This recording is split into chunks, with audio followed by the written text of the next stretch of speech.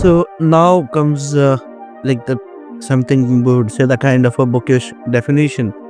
So I assume or I think that there's no proper definition or the of the DevOps, because like it is, again, as I said, it is a culture, and like you understand the process here, you understand the culture basically, rather than going through or mucking up this particular definition where that is not going to help us at all. If you see, this says the same, that it is a software development methodology which improves the collaboration between the developers and the operation team using various automation tools. These automation tools are implemented using various stages which are part of the DevOps lifecycle. So basically what it tries to say or convey here is the very simple 2 points. That the one is that it is bridging up the gap between the development and the operation team, and how it is doing that by using a different set of tools together.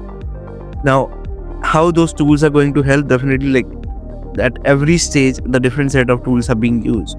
For monitoring, you're going to use a different set of tools. For testing, different. For build, different. For development, different. Planning, different.